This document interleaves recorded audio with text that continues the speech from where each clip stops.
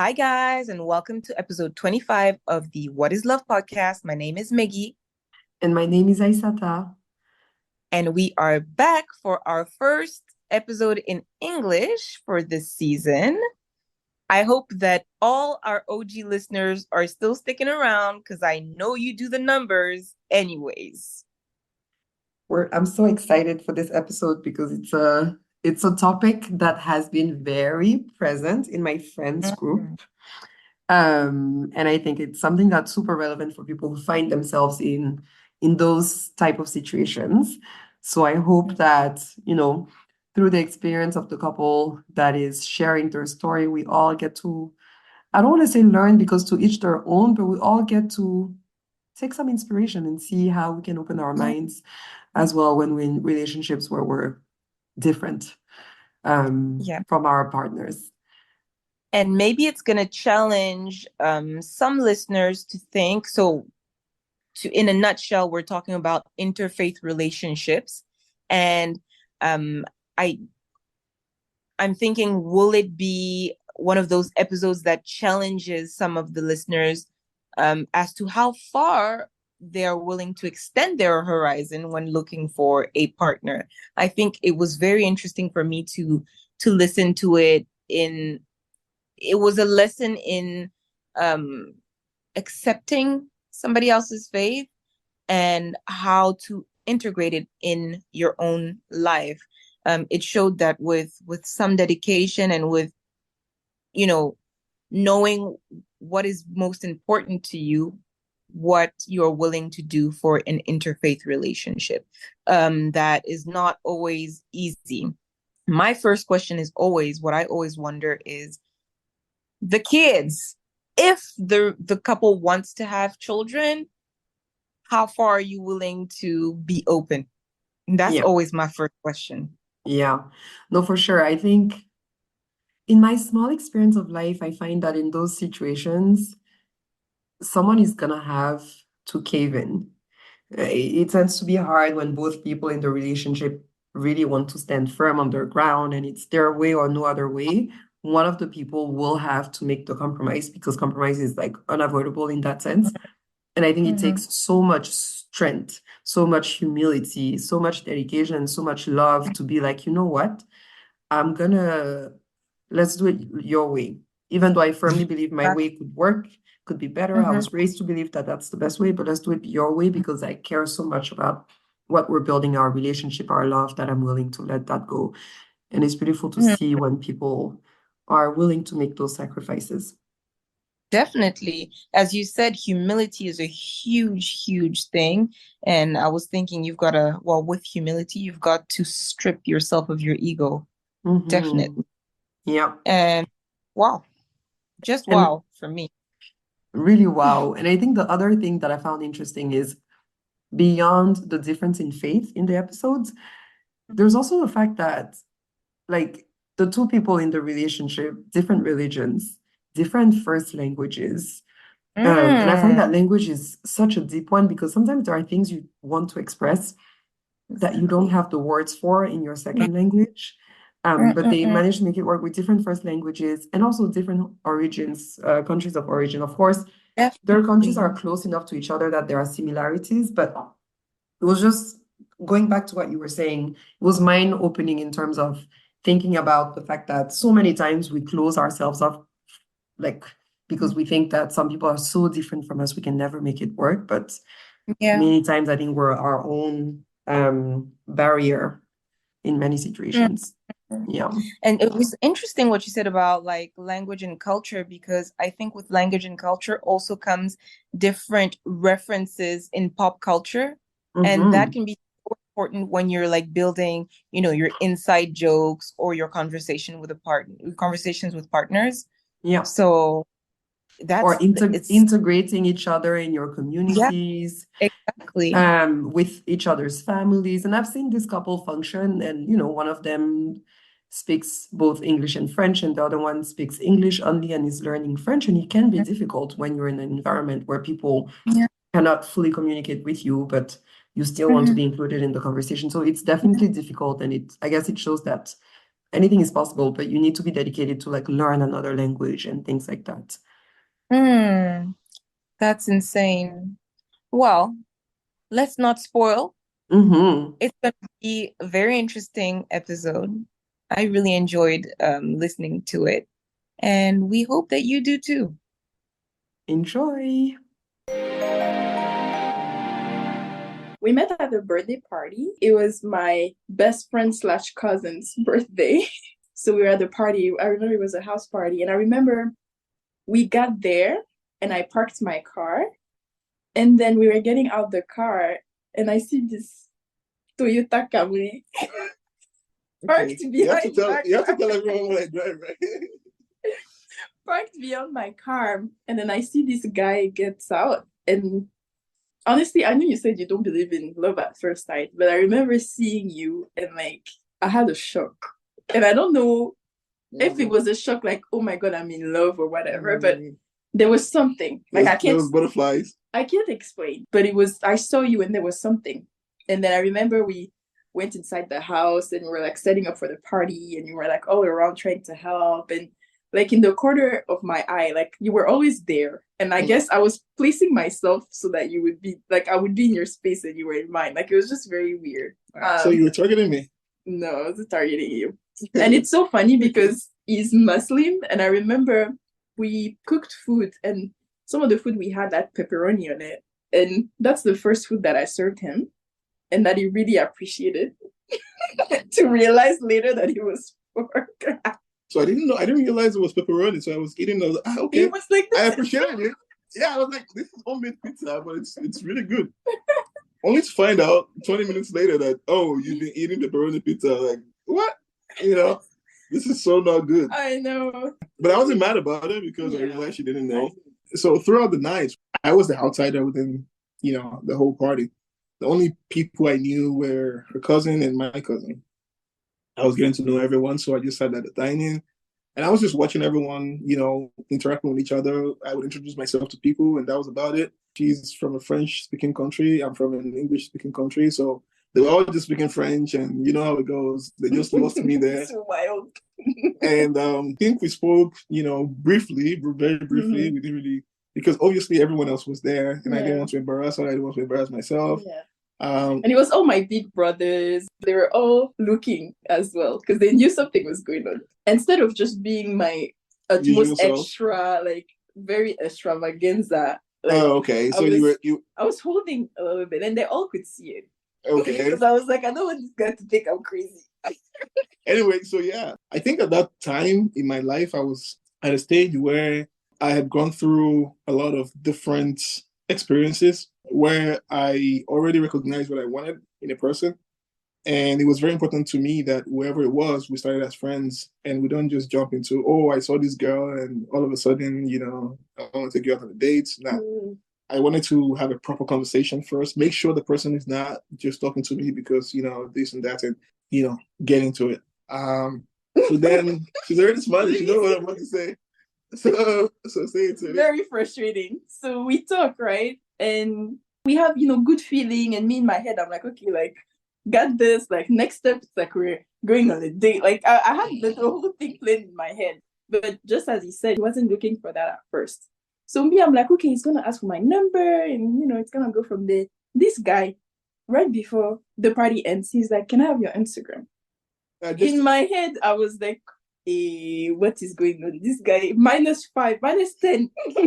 I was so shocked because I was used to guys usually just asking for my number and then we start chatting. So when he asked for my Instagram, at first I was like, okay, he's either not as interested as he seemed when we talked, or maybe he doesn't want something serious right away. Like I kind of automatically in my head, I was like, kind of dismissed it a little bit. I was like, okay, yeah, this is probably not going to go anywhere because me with the type of person I am, like, I don't have time to be talking on Instagram. I have enough people reaching out to me on Instagram and wanting to talk to me. Like, I don't need another person. So in my head, I was already like, okay, well, I guess we're done. And I guess that was my calculation because when I got your Instagram, right, the plan was always that I would text you on Instagram, and if you are responsive enough, And if the conversation went the right way, then we could go further into exchanging numbers. And then at that point, I wouldn't be, buzzing you, as someone that's annoying, because obviously you saw me, you That's had a true. feeling about That's me. true, You didn't tell me your feeling at that point in time. Yeah, yeah. I wasn't aware of your feeling. Yeah. Versus I could have assumed that I think I'm a big shot, and she must like me. Let me get the number. And then I get the number and I text you, And I don't. and exactly, and you Yeah. ghost me, or you standoffish. I wasn't looking for that. I knew my worth,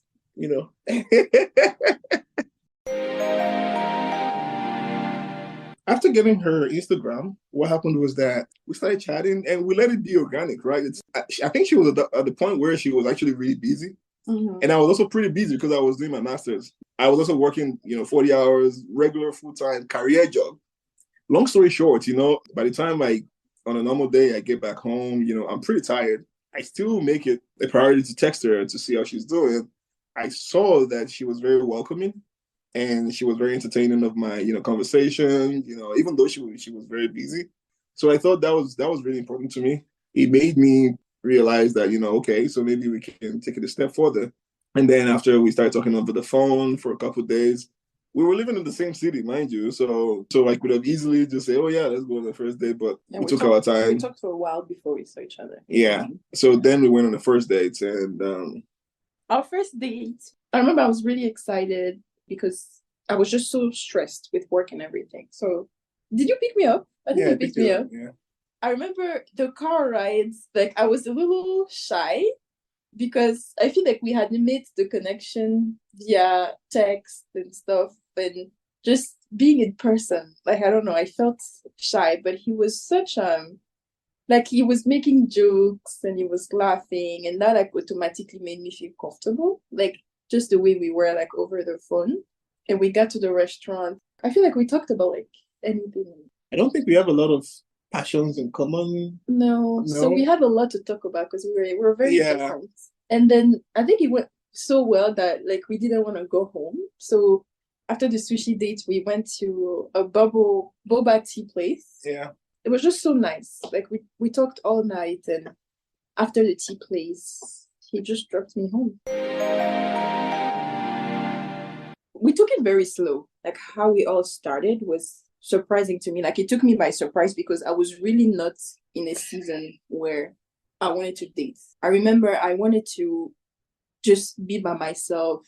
I had recently been out of a very, very long relationship. And I remember just telling myself that like, this is my time. Like I'm just gonna do me. I hadn't been single for a very long time. So I was just looking forward to just spending time with me and just doing things that I like. But at the same time, because I was very interested in him and I liked him so much, I didn't want to rush at all.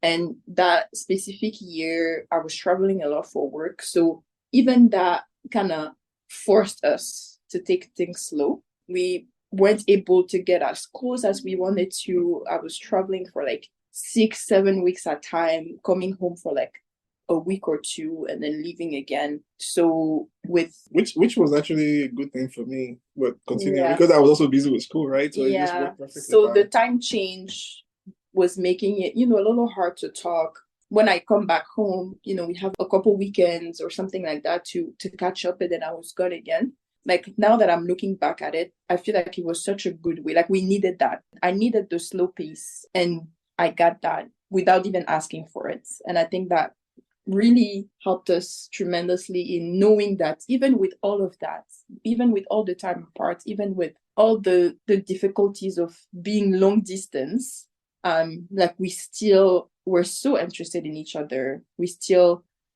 wanted to talk to each other at the end of the day or at the beginning of the day. Like we were making time for each other. We just made it work. That just made me realize that okay, like this is serious.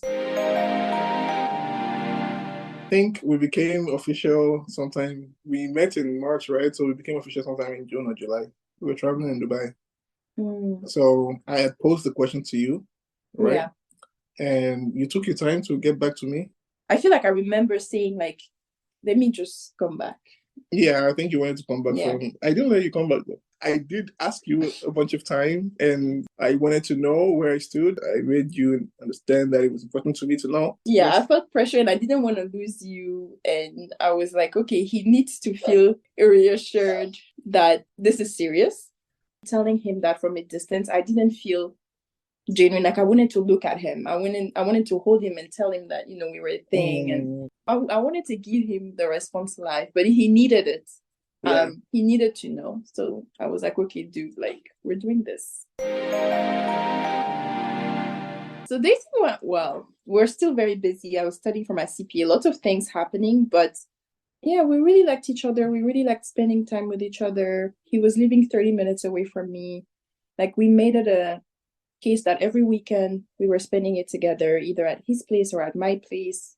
Like we started merging our worlds, like our friends, family, like we were a thing, right? Like it was progressing well. It was always present. He was always supportive of everything that I was doing, especially with my CPA. I mean, it was one of the most stressful time of my life. Sometimes I needed to spend entire days at the library, morning till evening, coffee shops and things like that. Like he hates being in the library. He hates being in the library. He cannot do it because he was studying for his master too. And like he would just come with me and just be there with me and we'll do like library dates. And he was like, by the way, just know that I have not learned anything today because I cannot study in the library, but I just wanted to be with you. And all of those things, like he was putting me first over like the things that he needed to focus on. And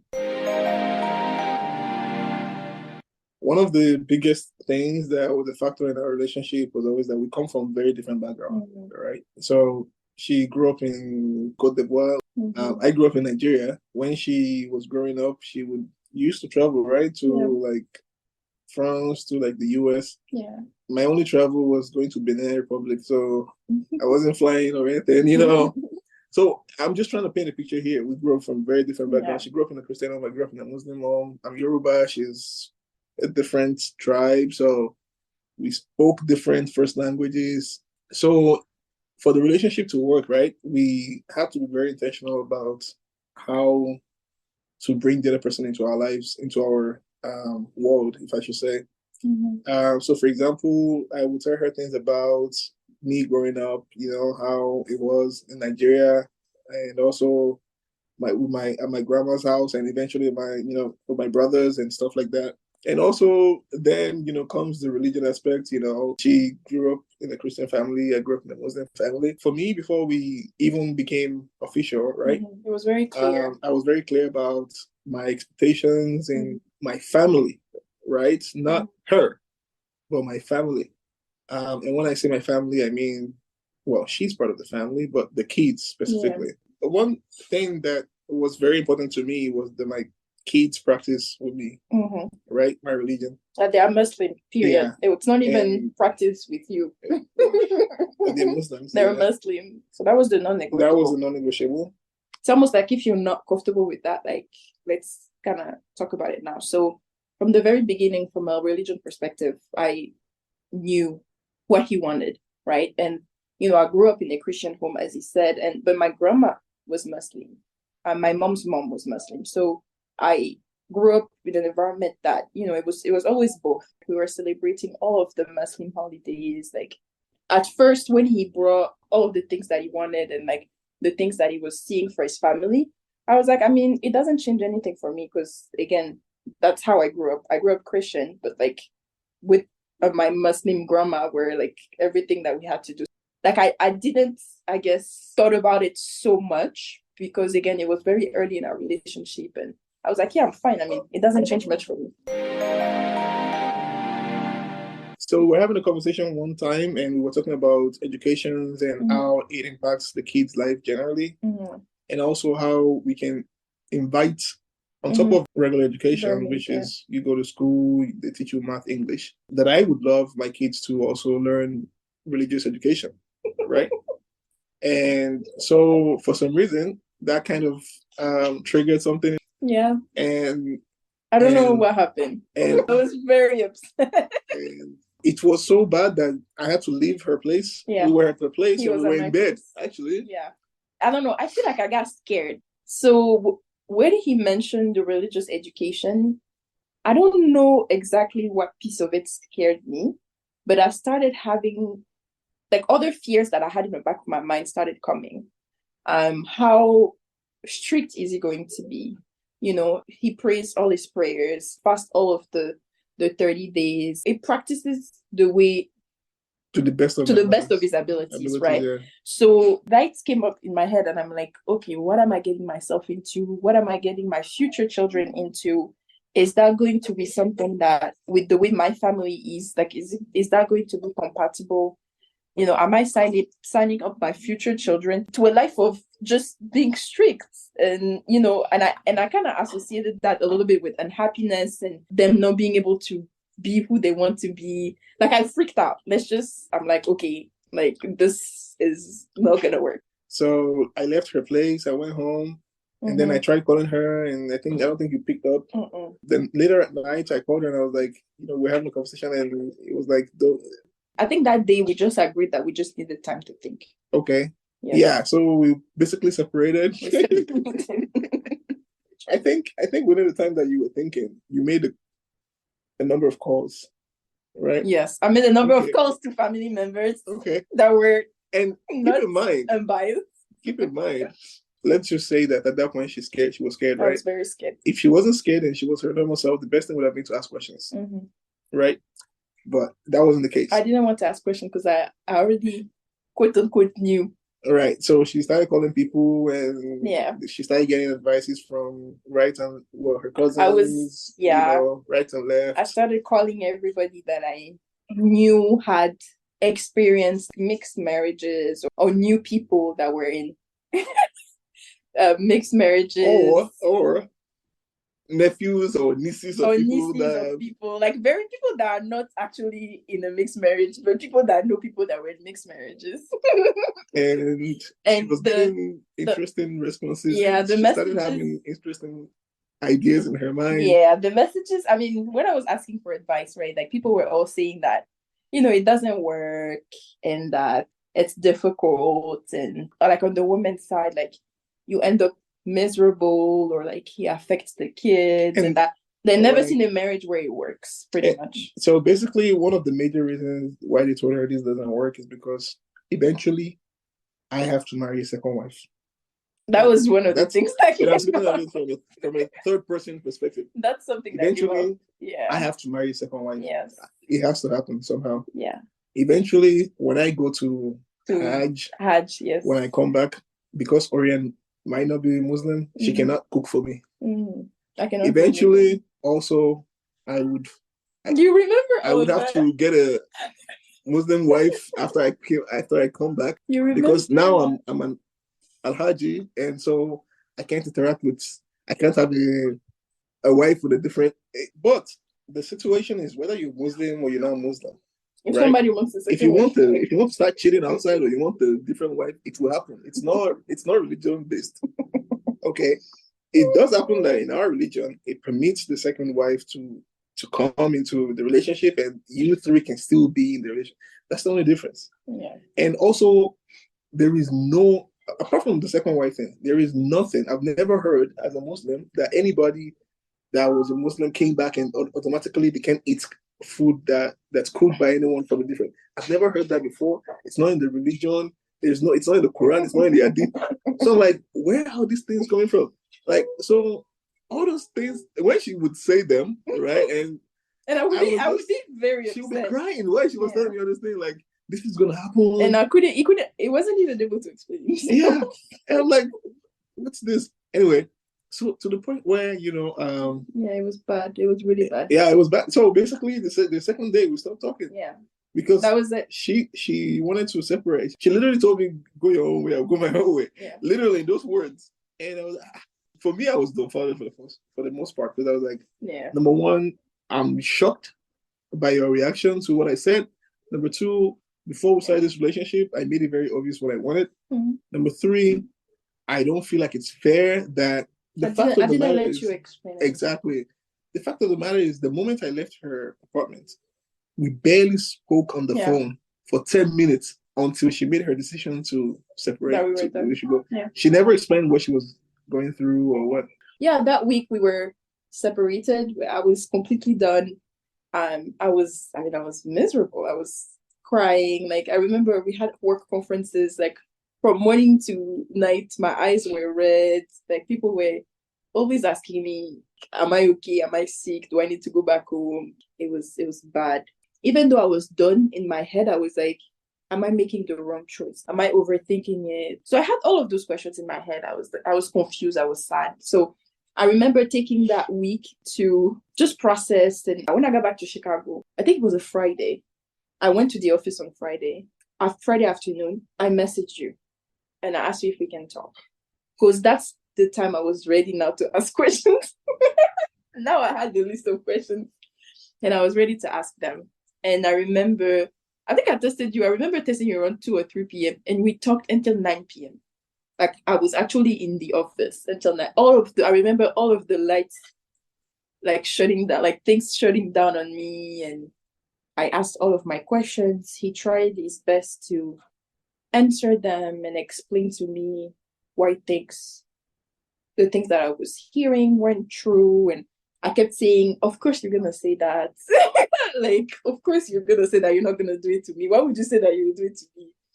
I wasn't reassured, but he was trying his best. Like, what is he gonna do? For hours and hours, he tried, and I wasn't convinced. And then, so that was Friday. Saturday, we didn't talk. His big brother called me, and he was pretty much like, listen, you guys need to see each other. I've been hearing things like, you know him, and I know you, and I know that it's not right. It's not if you guys want to go your own ways, like, do that, but this should not be the way. It's not appropriate. Like, you guys need to see each other in person, discuss these things in person, because over the phone, it's not gonna solve anything. I'm gonna call you back, like, think about it, but like, let's see what's gonna happen. So I thought about it, and then I was like, okay, like, let's see each other. So we gave each other a rendezvous for Sunday. And I said, before we talk or something, he has to come with me to church. Can you imagine that? We have to attend Sunday Mass together. And then after the Sunday Mass, because I had, again, one of the things in my head was that he will never come to church with me. He will never support me. Like, if there are things that happen at the mosque and things like that, the expectation is that the wife is there, the kid is there, like, the family is united. But if I need him to come to church with me, he will never come.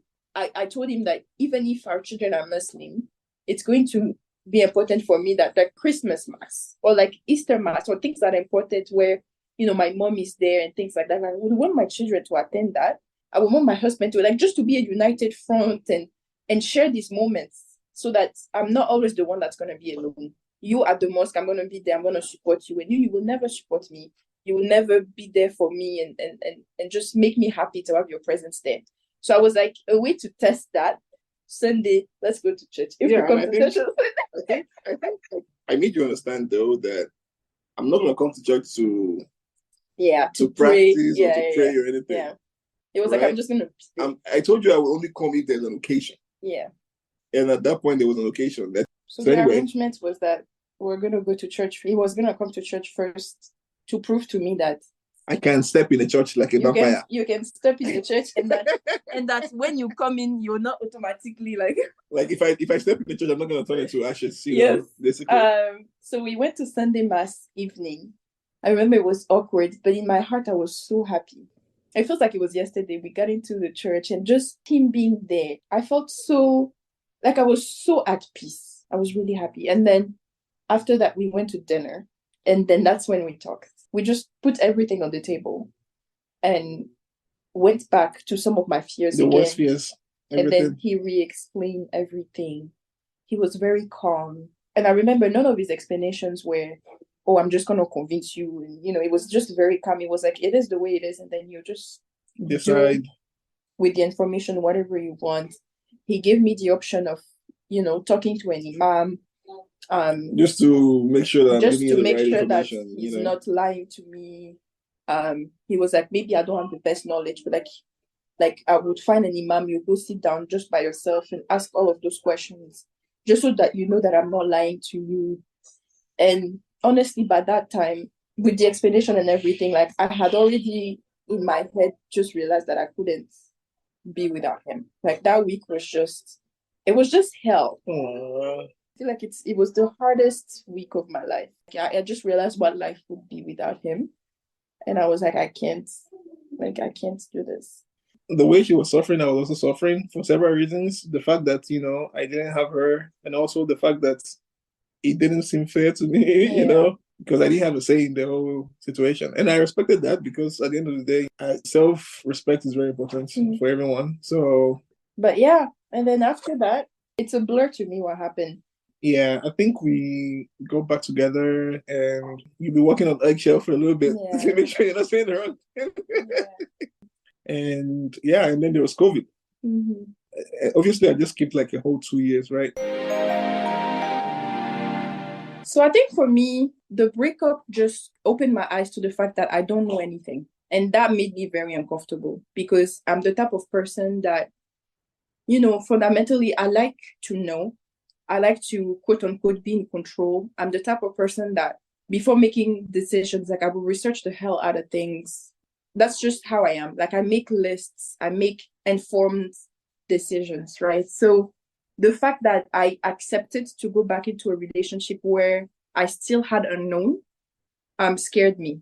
So I decided to go ahead and do research, to ask questions, because I was like, okay, if I'm going to be in this, I'm going to be in this with all of the knowledge that I can gather, because I did not want it to be put into a situation again where it would be like, oh, I didn't know. I put a lot of pressure on myself to educate myself.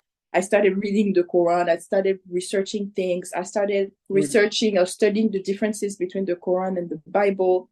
I started asking him a lot of questions that he would not answer.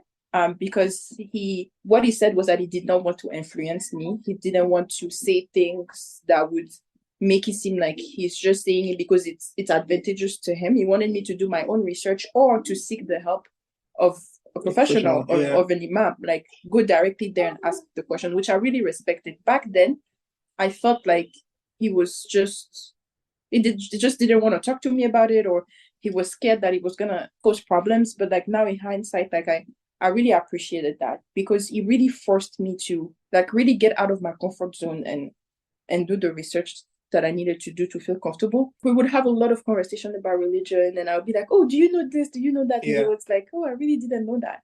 I started becoming more and more comfortable with the fact that this was going to be my future. This was going to be the way my kids would be raised. I had a fear that we would bring kids into this relationship where they would feel that they couldn't come to me because mama is Christian. And I was sad that they would be like, okay, we can only talk about those things with dad because, we're the same as him. So that's what really motivated me, because I was like, I want my children to know that even though I'm Christian, I know more than the father. And I will explain things to them, and like it wouldn't be a taboo. And that also when things happen, like I can have the knowledge of being like, actually, it doesn't work like that. COVID was a catalyst to me knowing that I was ready for the next step, which was engagement. How did that happen? So, we went to my brother's wedding in Australia. That was at the end of January. So we spent it there with my entire core family, which is my two brothers and my mom. So they got to know her, at that point, she was getting to know my family. Her mom had already been to the US like twice while we were dating. So I got to know her also. So by one way or the other, even though we were boyfriend and girlfriend, we already knew each other's family, right? And then COVID happened in March, right? And I remember we used to spend weekends at each other's places. Now COVID, everybody's on lockdown. There's no weekend anymore. Every day is a weekend. So we spent the entire COVID lockdown with each other, right? We learned more about each other, because we were intentional about not moving in with each other because we wanted to keep our spaces. We also wanted to keep our values, because we're still Africans at the end of the day, So, and how it goes in the African culture. You can just say, "Oh, I'm moving in with this guy." Even your parents are gonna look at you like, "Are you crazy?" So yeah, that time was a very good time to get to know her, for her to get to know me. It was like almost like dating on steroids. Yeah, like it just accelerated everything. Yeah, it was an unfiltered dating, basically, where It we wasn't. we were together all the time. It wasn't like, oh, we're spending the entire week without that person, and the weekend, like, let's be our best, right? Because we don't want to waste the time together, right? It was like, oh, okay, now we're together every single day. Yeah. We were doing alternating weeks at my place, at his place, right? So we still had our own spaces, as he said, but it was like we were doing everything together. We went around anyone. Basically, we only had each other, and Yeah. we got to know each other Yeah. thoroughly, Very well. right? The things that we like, we don't like, Right. stress, work, everything. Yeah. And I think throughout that process, I wasn't even thinking about engagement, but at some point, it clicked in my head like, what am I waiting for exactly? There's nothing I'm waiting for because she has all the qualities that I want. And I think I was assuming that I also had everything that she wanted. So I thought, you know what, let's just take it a notch further. Her mom was here for the Thanksgiving / December period. So while her mom was here, I realized that, you know, it was an opportunity for me to ask for her hand. So I spoke to her mom and I showed her the ring I had in mind. We couldn't do the kind of engagement that we would have wanted because everything was on lockdown. Yeah. But we made it a very cute and close, intimate engagement. So I was very surprised. I knew we were working towards it. I didn't think that the timing, like, it was gonna happen that year. Yeah. I was thinking more like the following year, or like, Yeah. or like when the world opens up a little more. So weddings, we had 4 wedding celebrations. Yeah. So we did the nikah, right? So the Islamic wedding. We did that first because we wanted to officially move in together, and it was important for us to do that in order to feel comfortable. And it was also because of Ramadan, right?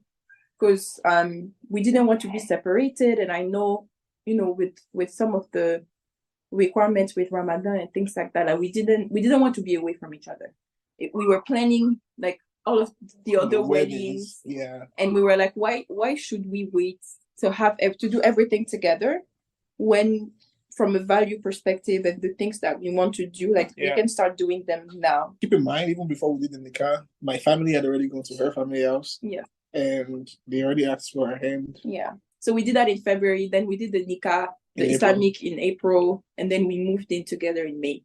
And then I think that's at the point where we're like, okay, like, let's do the court wedding. Yeah, which we did in June. We did the court wedding in June, and then we started planning the church wedding and the official dowry ceremony, like we do it in the African traditional wedding.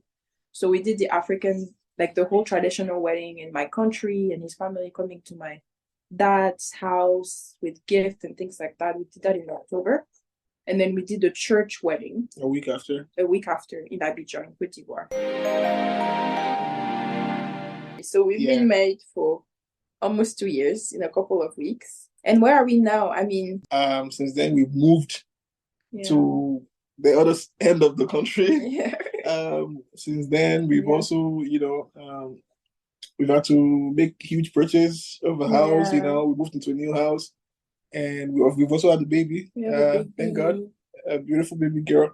With all of the different changes in our lives, sometimes we can feel like being out of breath because of having so many things happening at once. We had to really double down on communication, which is not easy when you're tired, when you're overwhelmed, when you just have so much going on. Like, sometimes the easier thing to do is to just bottle things up and wait for them to pass. And wait for the other person to guess what you're thinking.